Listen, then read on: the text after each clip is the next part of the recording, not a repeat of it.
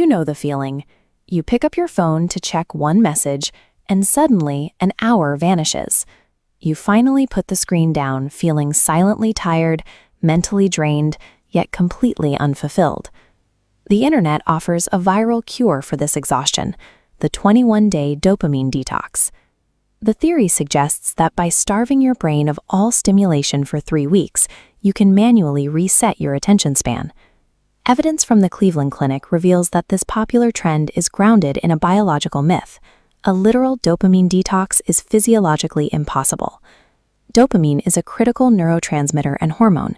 Your brain relies on it to regulate movement, sleep, and basic human survival. Our collective exhaustion stems from a misunderstanding of what this chemical actually does, and how the device in your pocket was engineered to exploit it. Dopamine drives the neurobiology of anticipation. It is the chemical of wanting. This line graph shows the chemical reality of your phone usage. Dopamine spikes during the anticipation phase, the moment before you click a notification, and plummets the second you receive the reward.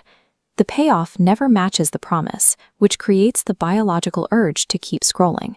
A study from Stanford's Woodside Neurosciences Institute added a second data line to this map, representing serotonin.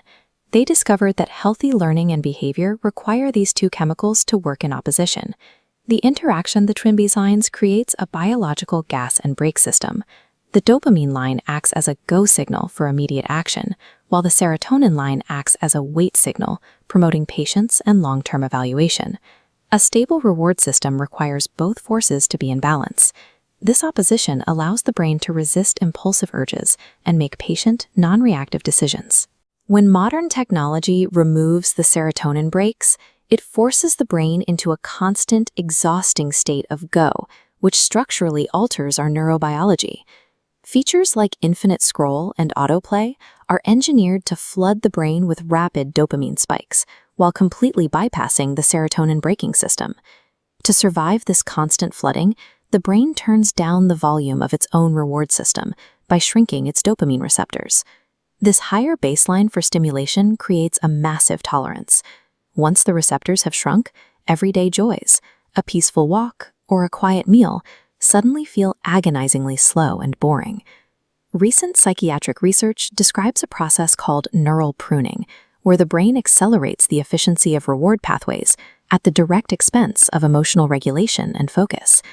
ADHD brains navigate a natural dopamine dysregulation, creating a chronic craving for novelty to bridge the chemical gap.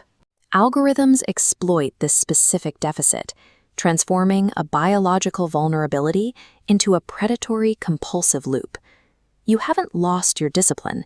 Your brain has been structurally rewired by algorithms to tolerate only extreme stimulation, making normal life feel like a punishment. Escaping this cycle involves the application of cognitive behavioral therapy and the ancient yogic practice of pratyahara, the deliberate resting of the senses. Georgetown professor Cal Newport argues that willpower is no match for billion-dollar algorithms.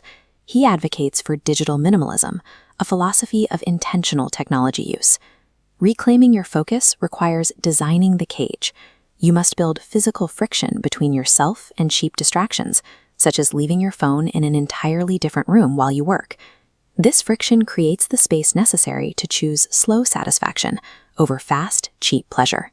Engaging in hard, slow tasks releases a stable cocktail of dopamine, serotonin, and endorphins. This reward doesn't result in a crash. It builds a lasting sense of pride and accomplishment. As you push through the initial discomfort of a quieter environment, your receptors naturally regrow. Your capacity for deep focus begins to return.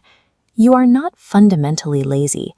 By architecting your environment to give your brain space, you allow your natural capacity for discipline and joy to effortlessly return.